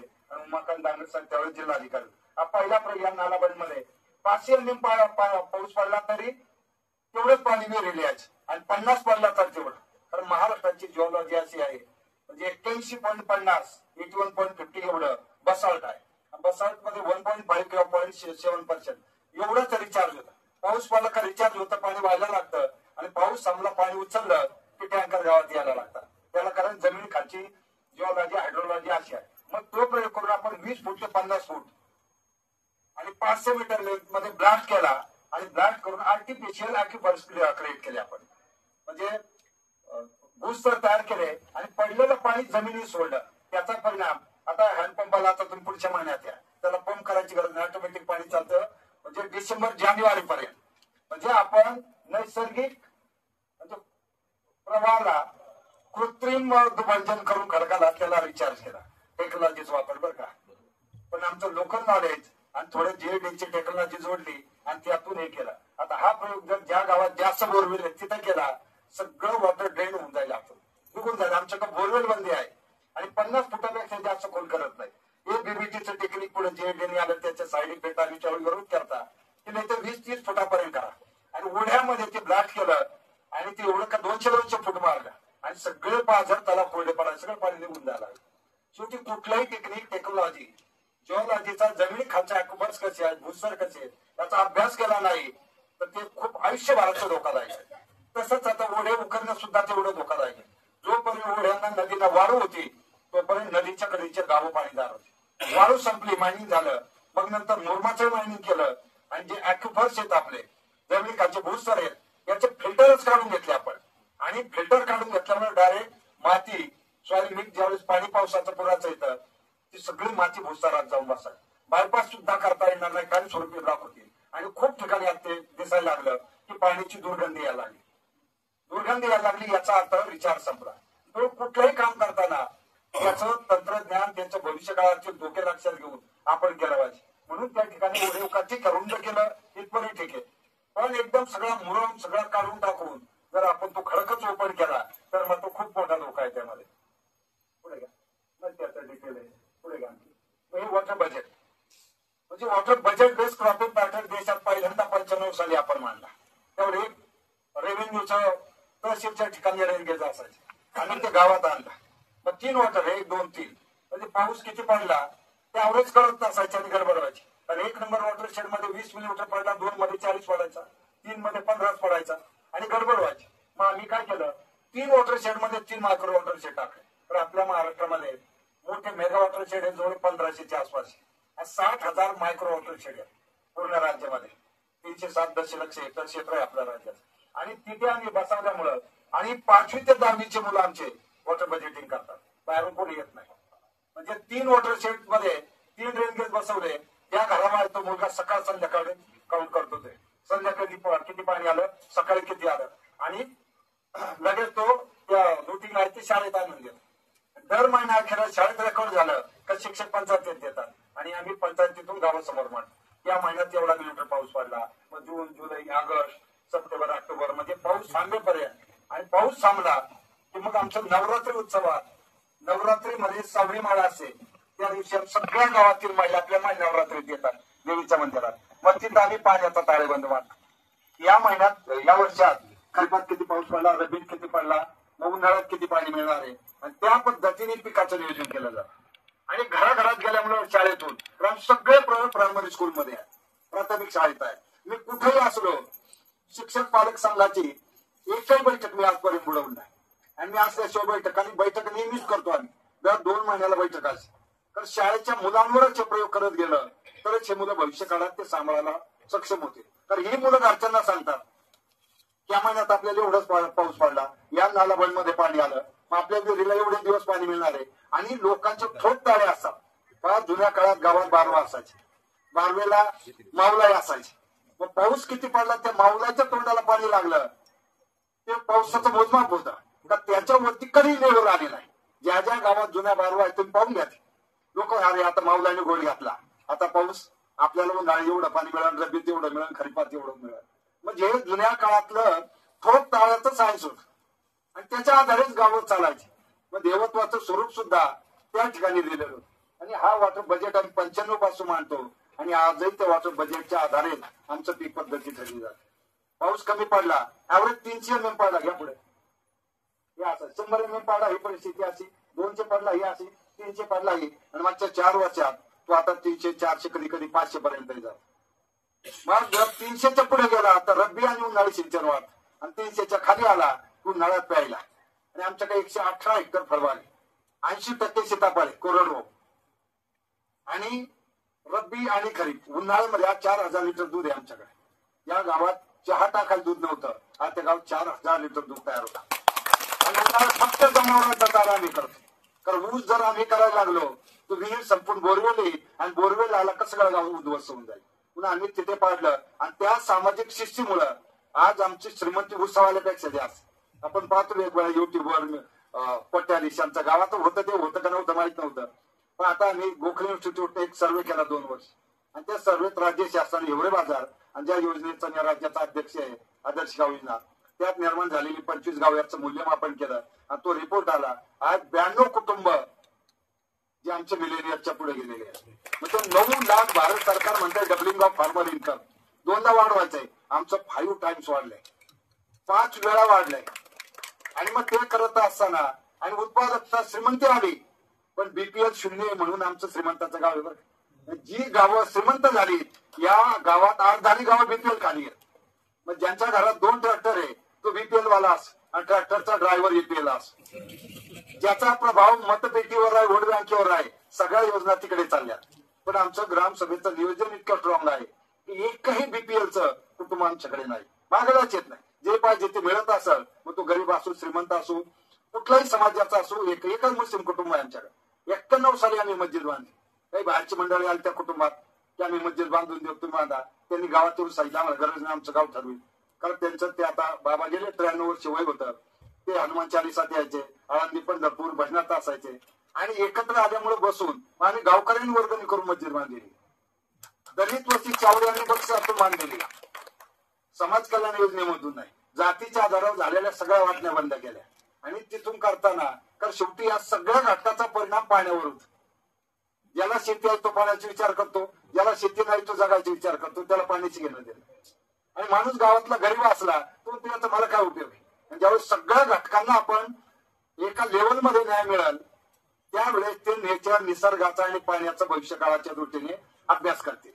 म्हणून आम्ही त्या पद्धतीने, आणि एकही पुतळा नाही आमच्याकडे, यापुढे एकही पुतळा नाही आमच्याकडे. आम्ही राष्ट्रपुरुष जगतो. जयंती पुण्यतिथी आम्ही कोणाची साजरी करत नाही, पण त्या राष्ट्रपुरुषांचे विचार शाळेमधून आमची लायब्ररी अतिशय उत्तम आहे. स्वामी विवेकानंद वाचनालय, त्यावर 6,000 ते 7,000 पुस्तक आहे. जयंती पुण्यतिथी एक फुल ठेवायचं, डीजे नाही, डॉल्बी नाही, नाचगाणे नाही. तर दुर्दैवाने जे राष्ट्रपुरुष जिवंत असताना जेलमध्ये होते, उपाशी तापाशी होते. आता त्यांच्या जाण्यानंतरही लॉ अँड ऑर्डरची समस्या आहे, म्हणजे पोलीस बंदोबस्ताची ही समस्या आहे.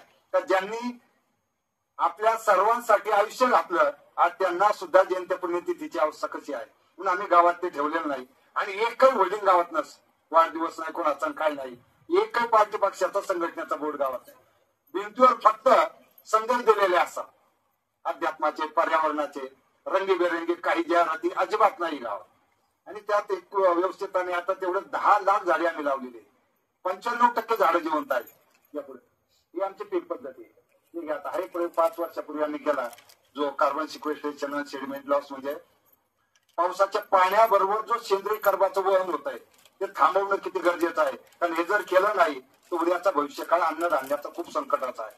आणि आता जागतिक संघटना हेच सांगतात शास्त्रज्ञ की 2050ला भूतलावर 40% जनतेला अन्न खायला मिळणार नाही. आणि म्हणून त्याला मूळ कारण हे दूषित पाणी, दूषित झालेली माती. यापुढे हा प्रयोग आम्ही आदर्श गाव येथून हिवरे बाजार आणि रावरी विद्यापीठ सगळे देशी एमएससी अग्री बीटे मुलं नेहमी हिवरे बाजारला वॉटर शेड पाहायला.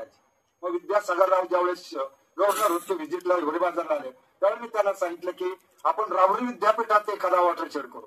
रावरी विद्यापीठात आम्ही आदर्श गाव येथून पैसे दिले आणि पहिला वॉटर शेड तयार केला. तर तिथं नेहमी फ्लड इरिगेशन दाखवलं जायचं, ड्रीप आणि नव्हतं, आणि खूप छान झालं. यापुढे यापुढे यापुढे यापुढे एक सॉइल हेल्थच्या बाबतीत मी स्वतःही तो अनुभव, मी एमकॉम आहे, पण मी याच्या सगळे बारकावे शिकून घेतलेले आहेत. यापुढे यापुढे यापुढे या. आता हे काही कुटुंब म्हणजे मुंबई, पुणे, ठाण्यातून परत 70 ते 72 कुटुंब पुन्हा गावाकडे आले. आणि एकमेव कोणात जमीन होती पण पाणी नव्हतं, आणि त्याच्यामुळे लोक शहराकडे पळत. पाणी आलं घराघरात, म्हणजे आम्ही 90ला काम सुरू केलं त्यावेळेला 89 विहिरी होत्या. आज 428 विहिरी गावात आहेत. आणि पाण्याची पातळी मे महिन्यात आमचं सेल्फी विथ हँडपंप हा स्लोगन असतो आमचं. हँडपंपापाशी जायचं, एकदा हापसलं की पाणी आलं पाहिजे. आणि जर दुसरा प्रयत्न करावा लागला तर आम्ही 100 रुपये बक्षीस देतो. म्हणजे कॉन्फिडन्शियल, कारण 60 फुटाच्या पुढे चार्जिंग नाही, तर कोणीच नाही. तेवढंच तर रिचार्ज करायचं. आणि 1-2 चांगले पाऊस झाले तर झाड रिचार्ज झालं का पाणी येऊन पिकं पुढचे सुरू होतात. यापुढे ही कुटुंब एक झाडाखाली छप्पर होतं, मग ते मध्ये पत्र्याचं घर आणि 3रं घर बांधला. काय 7वी-8वी शिकलेला आहे माणूस. आणि आज गावामध्ये 160च्या पुढे ट्रॅक्टर आहे. ज्या गावात मोजून 2 शिक्षक आणि 4 मिलिटरीवाले होते, आज 68 आर्मीमॅन आहेत, 46 प्राथमिक शिक्षक आहेत, 12 प्राध्यापक आहेत, 15 ते 16 डॉक्टर आहेत, आणि 200च्या पुढे बी-फार्म, सिव्हिल, मेकॅनिकल, केमिकल किंवा सॉफ्टवेअर इंजिनियर. म्हणजे 79% घरात एक तरी जॉब मध्ये आज. आणि त्यामुळे दर डोळी 800 रुपयावरून आता आम्ही खूप लांब गेलो, म्हणजे आता जवळ 10 ते 12 लाखाच्या पुढे गेलेलो आहोत. आणि एवढं उत्पन्न वाढूनही व्यसनांचं प्रमाण एकदम मर्यादित. तर आम्ही थोडा अखंड हरिनाम सप्ताह, आध्यात्मिक संस्कार, हरिपाठ आमचा कंपल्सरी असतो. कारण आता मुलं सगळे मोबाईलवर खेळतायत, टीव्हीच्या समोर आहेत, किंवा मग कोचिंग क्लासला असतात. ग्राउंडवर एकाही मुलाला जायला आता जाऊ दिलं जातं. कारण सगळ्यांना मुलांना मेरिट मध्ये आणायचं, मग मोठं पॅकेज घ्यायचं. आणि पॅकेज घेऊन एकदा जीवनसाथी दिला तर नातीचा आणि नातवाचा चेहरा पाहिला का सुखाने मारायचं. एक प्रत्येक आई वडिलाचं आजी आजोबाचं स्वप्न आहे.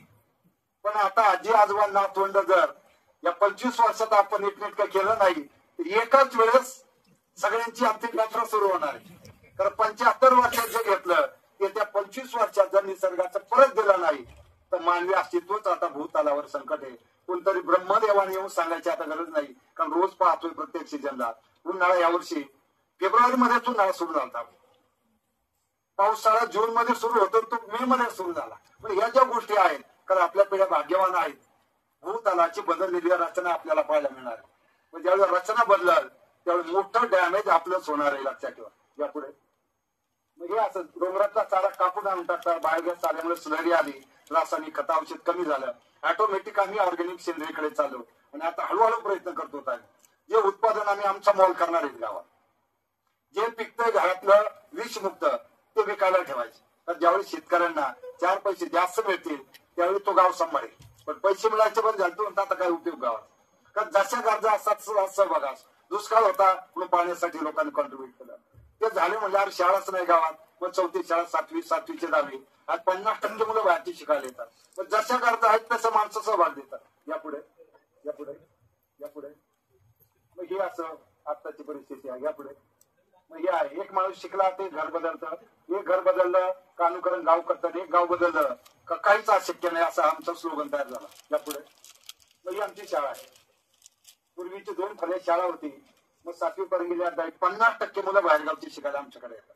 आम्ही संस्कार शाळा चालवतो आणि संस्कार शाळा असल्यामुळं तिथे बाहेरचे पालक खूप मोठ्या प्रमाणात 50% मुलं बाहेरून येतात. पुढचं घ्या. हे काय, कोविडच्या काळात आमची 2 वर्ष ऑफलाईन शाळा चालू होती, शाळा बंद केली नाही. आणि बंद न केल्यामुळं सगळे आज नाही तर 7वीतला मुलगा 9वीत कधी घ्याल त्याला कळा, सॉरी 9वी 7वी 8वी 9वी त्याला कळालं सुद्धा नाही.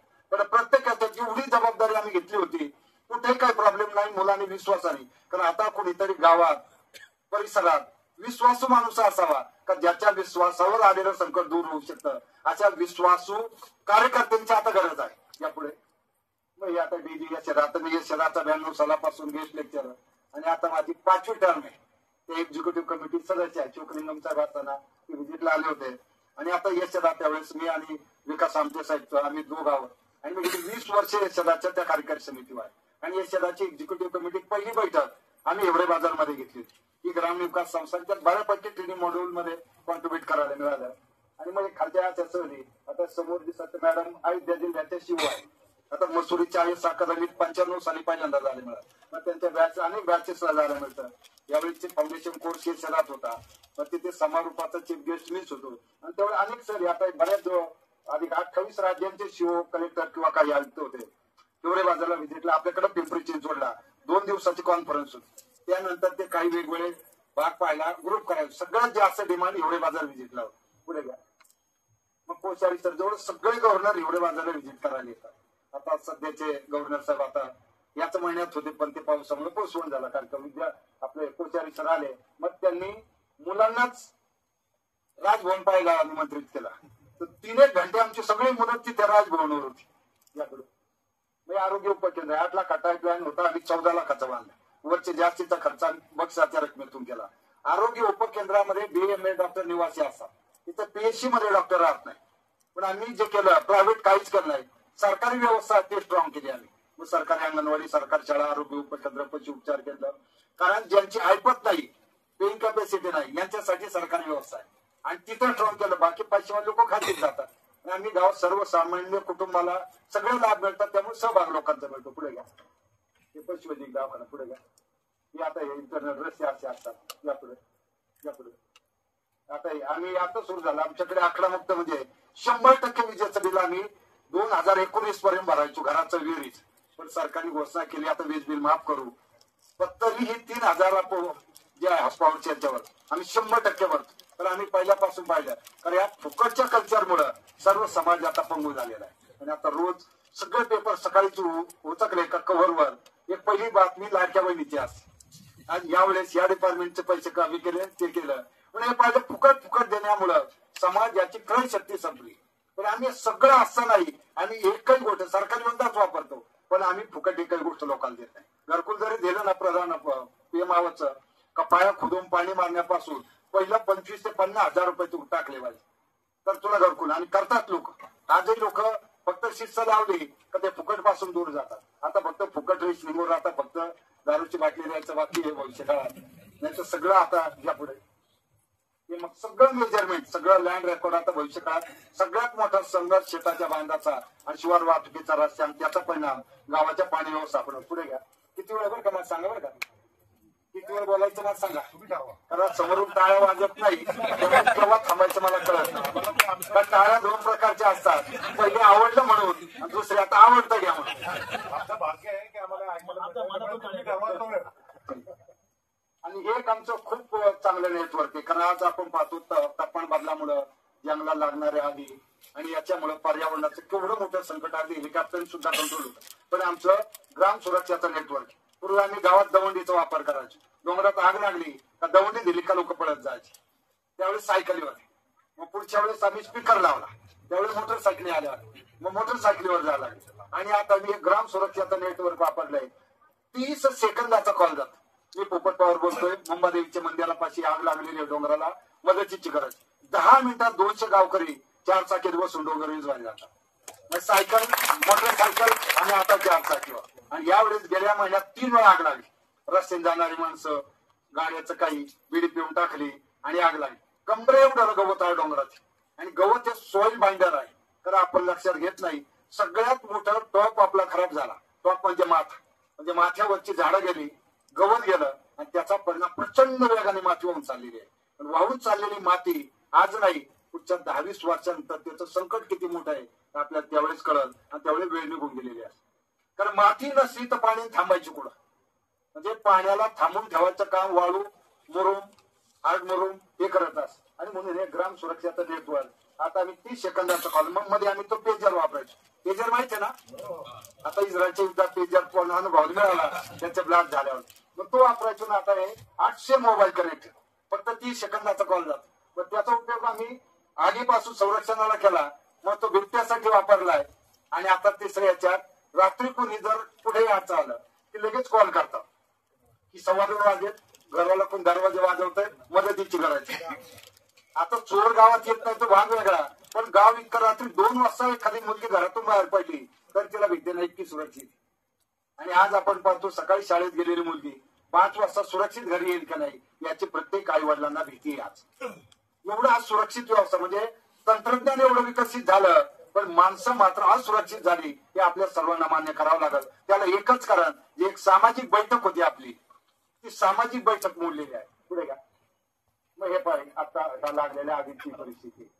रात्री जातात आणि इतकं वाढलं आमचं. फक्त आता वाघोबाला म्हणलं तिकडं चंद्रपूरलाच राहा, 7 ते 8 भेटते, पण गावात अजिबात त्रास आहे. हरणं आहेत, मोर प्रचंड आहेत, सशी आहेत, सगळ्या प्रकारचं वाईल्ड लाईफ आहे. आणि त्याच्यामुळे आग लागले एवढे लोक येतात.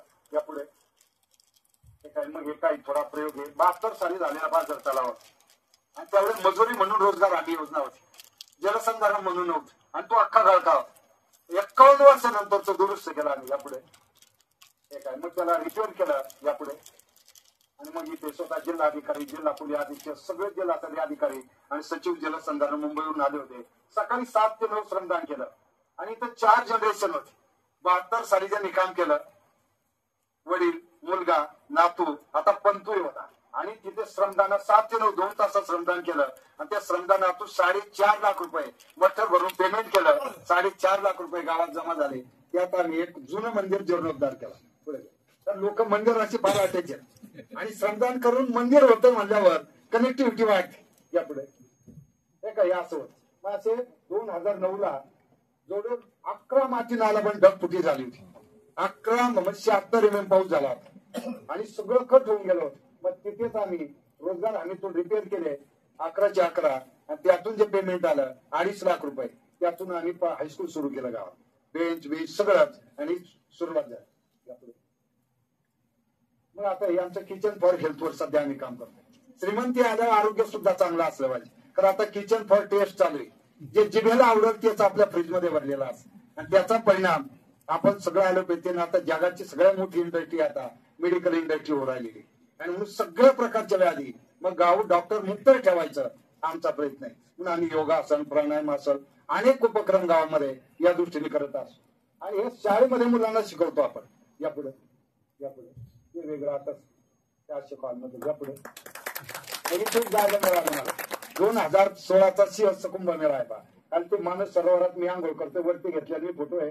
आणि सिंहस्थाचं आणलेलं पाणी त्यावेळेस त्र्यंबकेश्वरला सोडायचं. तर 2016ला मराठवाडा मोठा दुष्काळ होता.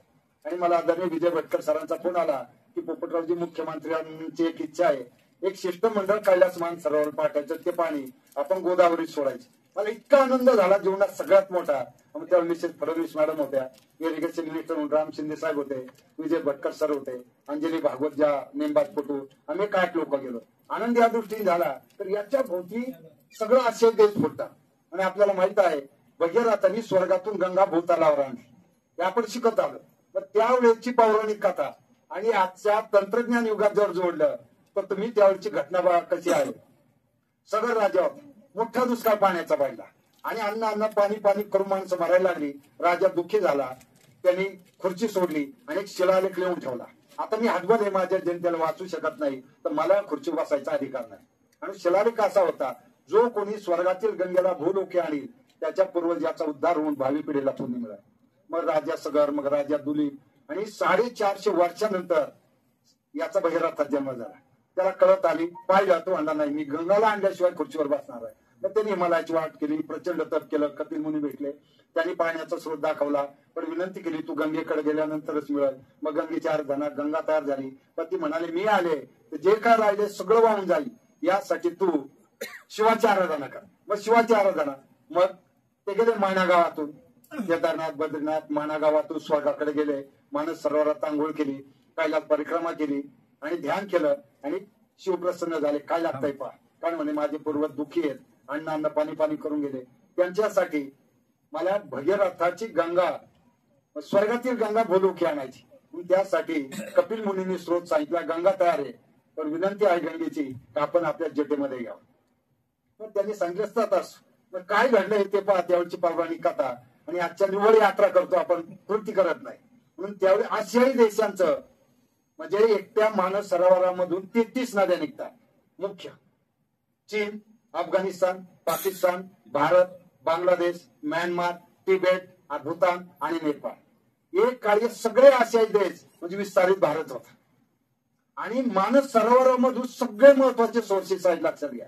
80% ब्रह्मपुत्रा चीन मधून ग्लेशियर मधून बर्फातून, 20% भारतात येते, पण जवळ 80 ते 90% पाणी भारतात येते. चीन तिथे का कुरघोड्या करतोय, त्याच्या मागे मूळ पाणी आहे. म्हणून हिमालय आणि मानस सरोवर आणि कैलास हे आपल्या संस्कृतीत पवित्र का आहे, तर पहिला पाणी आडवा जरवा ज्या ट्रीटमेंट आम्ही हिवरे बाजारला केल्या त्या सगळ्या त्यावेळी भगीरथाने केल्या. भगीरथ कोण होता? भगीरथ हा त्यावेळेचा भारत राज्याचा चीफ इंजिनियर होता, गव्हर्नमेंट ऑफ इंडियाचा, भारताचा. त्यांनी माथा ते पायथा हा डीपीआर तयार केला, प्रोजेक्ट रिपोर्ट तयार केला. कपिल मुनी त्या काळातले भारतवर्षाचे डायरेक्टर जनरल जीएडी, त्यांना सगळ्या भूस्तरांचा अभ्यास होता. गंगा ही कल्याणकारी. आणि शिव कोण होते? डायरेक्टर जनरल डेहराडून अकादमी फॉरेस्टची, डेहराडूनची वन अकादमी आहे ना, तिचे डायरेक्टर. म्हणजे हिमालयामध्ये त्यांनी ट्रेंचेस घेतले, वन संवर्धन, मृत संवर्धन, जल संवर्धन, पशु संवर्धन, डोंगराचं पाणी डोंगरात, शिवारातलं शिवरात, वड्यातलं वड्यात, झालं पशु संवर्धन आणि माणसाचं कल्याण.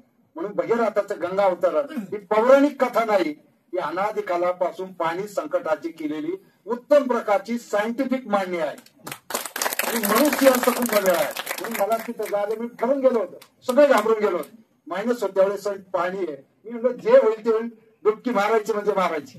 आणि तो जीवनातला माझ्या सर्वोच्च आनंदाचा प्रसंग. आणि दुसरा प्रसंग मिळाला घ्या पुढे. हा एक प्रसंग आला, 8,000 लोकांना 22 जानेवारी निमंत्रित केलं अयोध्येला. त्या 8,000 मध्ये मी एक होतो. अगदी हिवरे बाजार पासून, पुण्यापासून अयोध्येपर्यंत. आणि पुन्हा ज्या शिलेपासून श्रीरामाची मूर्ती बनली, घडवत असताना त्या दगडातून जे काही तुकडे बाजून निघले, एक साईडचे 300 केले गेले राहिले. आणि 8,000 पैकी 300 लोकांना भेट दिले. त्यापैकी एक आमच्या देवाऱ्याला. मग साक्षात श्रीराम अंश रूपाने हिवरे बाजारला आले. म्हणजे रामराज्य अयोध्येत श्रीराम आले, पण रामराज्य तेव्हाच येईल जेव्हा गावं स्वावलंबी म्हणजे ग्रामराज्य येईल. म्हणजे गावं स्वावलंबी, कारण प्रभू श्रीरामाच्या काळात गावं स्वावलंबी होती.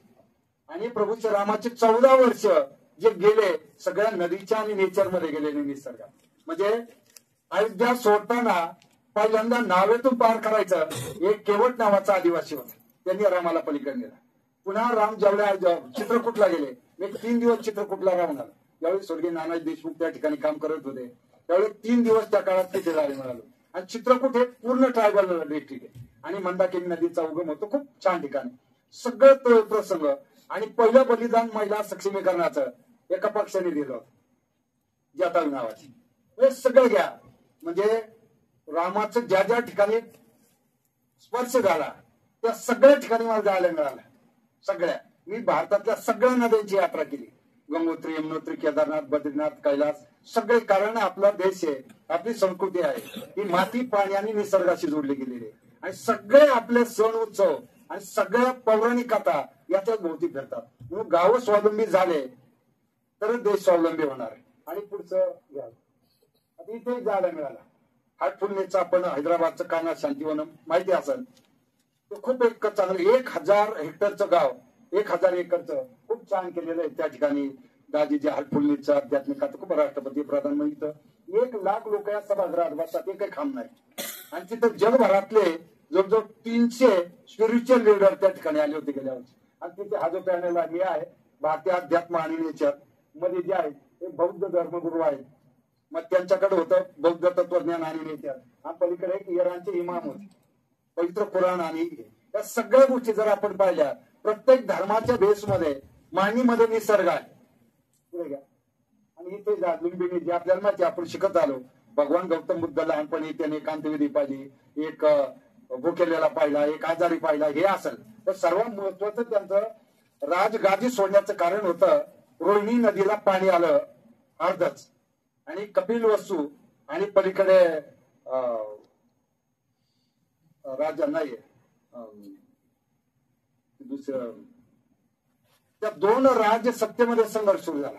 म्हणून कॅबिनेटमध्ये प्रधानमंत्र्यांनी सांगितलं शस्त्र घ्या, तलाव फोडा तर पाणी.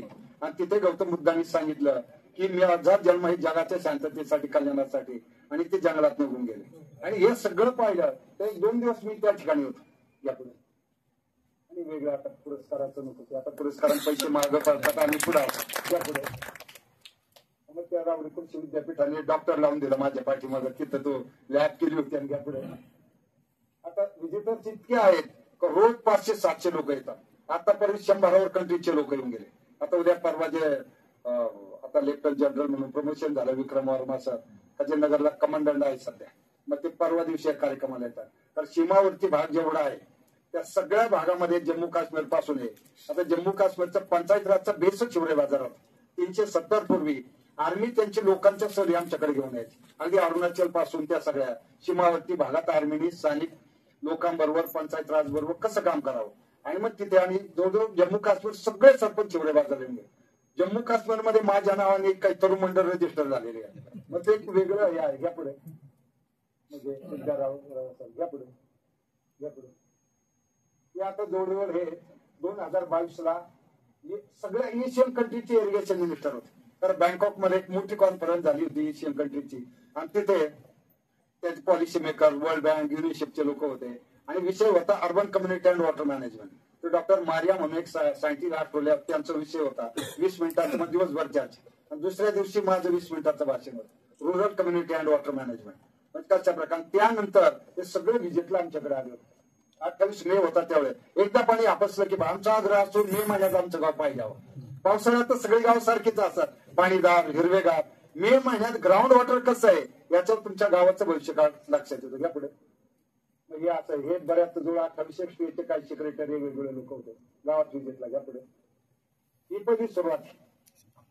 हनुमंतराव कमिटी भारत, कारण पॉलिसी लेवलवर सुद्धा आमचं खूप चांगलं कॉन्ट्रीब्युशन. ही 93 साली भारत सरकारी कमिटी. आणि तुम्ही आहे सरपंच होतो आणि समोर ते हनुमंतराव म्हणजे भारताचे एक शास्त्रज्ञ होते, जे विद्यासागरराव आपले गव्हर्नर होते, त्यांचे मोठे बंधू. आणि हे आले ज्यावेळेस विद्यासागरराव, मग खाली तोच होतो दोघं भाऊ. मग त्यांनी मला नंतर जेवणासाठी राजभवनवर बोलवलं की माझा भाऊ येतोय तुम्ही या. आणि मग इकडले त्यांचे बंधू आहेत ते हनुमंतरावचे आणि मध्ये गव्हर्नर साहेबांनी. मग ते दोघांच्या व्हिजिटचा एकत्र. तर ते गावात आलं, गाव पाहिलं, त्यांनी मला विचारलं आपको पता है की हैदराबाद के जो एक साइंटिस्ट होते उनका नाम हनुमंतराव, तो आपको क्या पता था. हे विचारल्याबरोबर मी सांगतो होतो 25 साल पहिले हा केले. त्यांनी तिथूनच भावाला फोन लावला, अरे 25 साल पहिले जिस गाव में गया था उस गाव में मैं आया. आणि मग ते आल्यावर त्यांनी मला आवर्जून बोलवलं. पुढे आमचं 89 पासून सगळ्या व्हिजिटरचा रेकॉर्ड. हे रघुवंश प्रताप सिंग केंद्रीय मंत्री होते आणि त्यावेळी 2006ला महाराष्ट्राची रोजगार हमी योजने राष्ट्रीय रोजगार हमी योजना म्हणून मनरेगा म्हणून पुढे आली. मग त्याच्या पहिल्या याच्यात पण मी तेवढंच बांधलं, नो नीड ऑफ मनरेगा टू एव्हरीवन. तो अरे हम तो पूरे देश केले रात क्यों नाही. पण मी सल्ला आम्ही सॉइल वॉटर कन्झर्वेशन आणि फॉरेस्टेशन केलं, त्याचा हा परिणाम आहे. म्हणजे इंडियाचं पहिलं जॉब कार्ड त्यांनी हिवरे बाजार मधून लॉन्च केलं होतं. या पुढे आता हे जे आहेत आता ते मध्ये येऊन गेले आणि अँड्रू विल्सन म्हणून आहे, एन्व्हायरमेंट डिपार्टमेंट जे आहे ऑरेगॉन स्टेटचं त्याचे प्रमुख आहे. ते जगभर फिरतात 6 दिवस आणि मग नंतर विद्यापीठात शिकवतात. ते आले होते यापुढे या आदर्श गाव यापुढे. आता याचा अनुभव तो खूप चांगले काही गाव झाले. आता वेळ कमी आहे, टाळ्या अजून पडायला म्हणून चाललंय यापुढे. आणि मागे आता स्टँडिंग बरीच मंडळी आहे, त्यामुळे हे काय असंच श्रमदान करतात लोक गावात. यापुढे त्याच्या ग्रामसभा होतात. यापुढे याचा अनुभवातून रेप्लिकेशन आता हा एक 2016ला देवेंद्रजीने खूप चांगला प्रोग्राम केला होता की हा जो आहे याच्यामध्ये 1000 गावं 12 जिल्ह्यात निवडली होती आणि कॉर्पोरेटच्या सपोर्टने त्या ठिकाणी ही कमिटी केली होती. अमिताभ बच्चन, आनंद महिंद्रा, देवेंद्रजी आणि रतन टाटा शेजारी मला बसायला मिळालं होतं.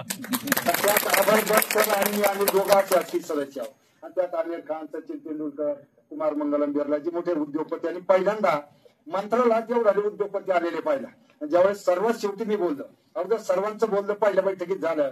मग देवेंद्रजी मला पोपटरावजी मग मी सांगायला सुरुवात केली. मी एवढंच म्हणलं, पैसाही आमच्या देशाच्या विकासाची समस्या नाही, तर फिलिंग ऑफ ओनरशिप ही मोठी समस्या आहे. आणि कारण जोपर्यंत पैशाने गाव बदलणार नाही, जोपर्यंत आंतरिक भावना आपल्या गावाविषयी, समाजाविषयी, देशाविषयी, नेचरविषयी आपल्या तयार होत नाही, तोपर्यंत आपण रिझल्ट देऊ शकत नाही. तर अमिताभ बच्चन आणि रतन टाटा ज्यांनी पाठीवर थाप मारली होती तो आजही ते, कारण टाटा ग्रुपची आम्ही खूप, त्यांचा चेंबर ग्रुप आहे किंवा याचं कोलकात्याचं त्यांचं जमशेदपूरचं आहे, 2-4 वेळा गेलो होतो, किंवा तुळजापूरचं त्यांच्या सगळे एक्सपोजर आमच्याकडे येत असतात. आणि यातून एक खूप चांगले, आता आनंद महिंद्राजींना पद्मभूषण होतं, मला पद्मश्री एकाच वेळेस. आणि झाल्यावर आम्ही चहा पानाला हात गेल्यावर अगदी समोरून त्यांनी मिठी मारली मला की पोपटरावजी तुला हात सन्मानित होऊ गए. एवढ्या मोठाले उद्योगपती फक्त आपल्या वॉटर मॅनेजमेंट, पाणी व्यवस्थापन आणि पीक व्यवस्थापनामुळे कनेक्ट आहे. आणि हा एक आता सचिन तेंडुलकरांनी घरी बोलवलं, तर कोविड आल्यामुळे ते थांबले. आता सचिन तेंडुलकरांचा चहा प्यायला जायचा म्हणजे सर्वात मोठा आपल्या क्रिकेट करिअरचा तो सन्मान होता. आणि वरती आमिरजी एवढे बाजारला आले होते.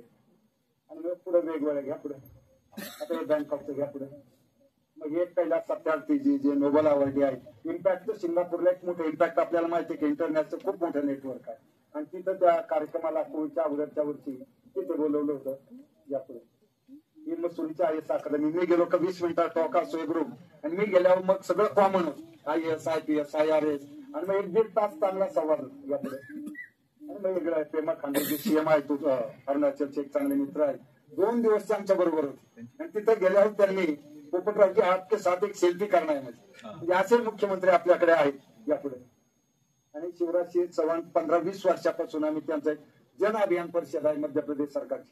आणि असे मुख्यमंत्री भारतात होऊन गेले तर ते रोज एक झाड लावायचे. आणि ज्यावेळी पर्यावरण दिनाच्या कार्यक्रमाला 22ला ऑनलाईन ऑफलाईन सगळं स्टेट कनेक्ट होतं. आणि ते त्यांचे पर्यावरण मंत्री, मी आणि मुख्यमंत्री तिघच बोलणार होते. मला जवळ 1-1.5 तास आणि मग तिथे पहिलं झाड त्यांच्या कॅम्पसमध्ये माझ्या हस्ते लावलं.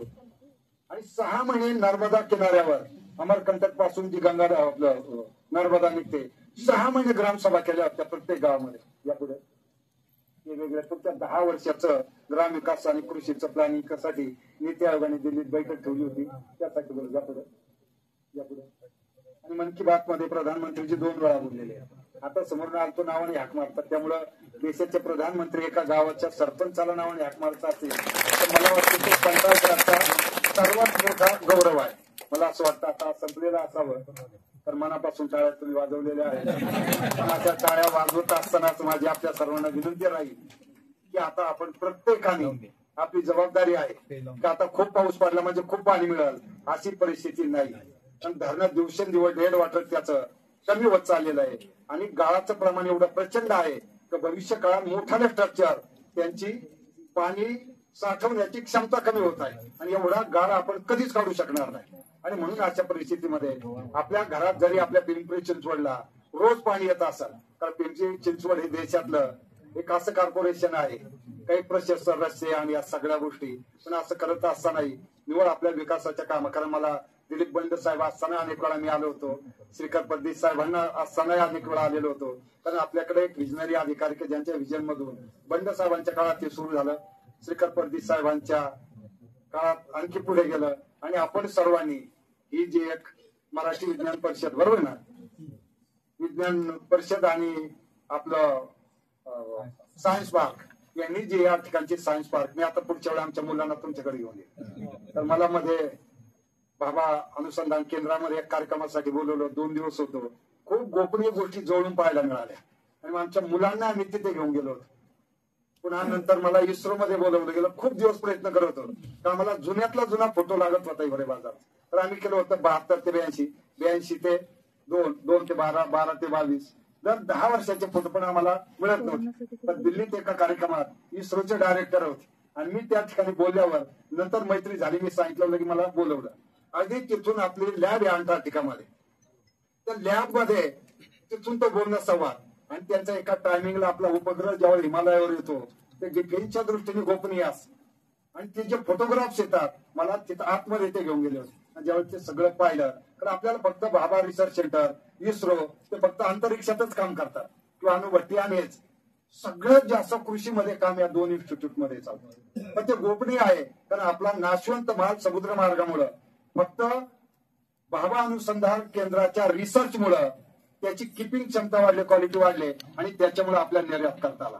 आणि इस्रोमध्ये 253, कारण बेसिक 3 कलर येतात आपले, निळा, लाल आणि हिरवा. यातून 353 कलर जे आपल्या सगळ्या प्रकारचे पिकं जे भारतात येतात त्याचं कलरचं त्या ठिकाणी कॉम्बिनेशन पाहायला मिळालं. आणि त्यातून त्यावर रिसर्च करून मग त्याचं ते बियाणं कसं आपण प्रोटेक्टिव्ह करून ठेवलं पाहिजे, कुठल्या कुठल्या किडी येतात, क्लायमेट चेंजचे काय परिणाम होते ते खूप बारकाईने त्या ठिकाणी पाहायला मिळालं. मग तिथे आमचे मुलं आता सहलीला जातात. आता पुढच्या वेळी शाळा सुरू झाल्या तर आमच्या मुलांना तुमची सायन्स पार्क पाहायला या ठिकाणी घेऊन येऊ. कारण लोकांना घरातून बाहेर पाडण्यासाठी संधी आहे म्हणून खवय्यांसाठी खूप संधी असते. प्रचंड गर्दी होती घरातून बाहेर निघल्यावर. पण सायन्स पार्क मध्ये प्रॅक्टिकली आपण जे व्हेकल वापरतो ते आपल्या मुलांना त्याच्या प्रत्येक पार्ट त्याला हात करायला, टच करायला मिळालं पाहिजे आणि मेंटेन आहे. मला वाटतं 4 ड्रेनेज 2 रस्ते कमी केले का पालिकेत तरी चालेल, पण ही सायन्स पार्क उद्याचा भविष्यकाळ निर्माण करणार आहे. म्हणून या पद्धतीने आपल्याला उद्याच्या काळात सायन्स प्रत्येक घरामध्ये कनेक्ट करण्याची गरज आहे. आणि टेक्नॉलॉजी शेवटी मानवी कल्याणासाठी आहे आणि मानवी कल्याणासाठी वापरलं जाणारं तंत्रज्ञान हे आनंद देणारं असं. पण आपल्याला हे वापरत असताना कल्याण होणार नाही. कारण शेवटी आता तंत्रज्ञानामुळे विहीर होती, मग बैल मोठा आल्या, मग ऑइल इंजिन आलं, मग इलेक्ट्रिक पंप आला, इलेक्ट्रिक पंपानंतर ट्यूबवेल वाल्या पाणी संपल्यावर मग प्लास्टिक आणल्या शेततळ्यात आणि आता पुढचं तंत्रज्ञान असं येईल का ढगच वळून प्लास्टिक मध्ये वळवला जाईल, जमिनीत पाणी जाऊ दिलं जाणार. तंत्रज्ञानाचा अतिरेकी वापर जर झाला शोषणासाठी तर तिथे ठराविक लोक शोषण करून जगतील, पण ज्यांना तुला मिळणार नाही ते मात्र या व्यवस्थेच्या विरुद्ध रस्त्यावर संघर्ष करतील. कुठल्याही तंत्रज्ञानाचा उपयोग हा समन्याय असला पाहिजे. गरीब असू, श्रीमंत असू, सर्वसामान्य असू असा झाला. कारण मेजॉरिटी वर्ग हा तळातला आहे आणि तळातलाच वर्ग सगळ्या गडबडी करत असतो, बरोबर आहे. म्हणून त्या वर्गाला सुद्धा इथे येऊन म्हणून तुम्ही जी फी ठेवलेली आहे सर्वसामान्य गरीब कुटुंबाला सुद्धा मुलांना घेऊन इथे दाखवता आला पाहिजे. मला वाटतं हे खूप महत्वाचं त्यामध्ये आहे. म्हणून आपण सर्व टीम ज्या पद्धतीने काम करतात तुम्हाला मनापासून खूप खूप शुभेच्छा. आणि 125वे व्याख्यान इथे द्यायला मिळालं तो माझ्या दृष्टीने आणि पाणी व्यवस्थापनाच्या दृष्टीने हा माझा हिवरे बाजारचा आणि या पाण्यात काम करणाऱ्या महाराष्ट्रातील सर्व लोकांचा तो सन्मान आहे असं मानतो. या ठिकाणी थांबतो.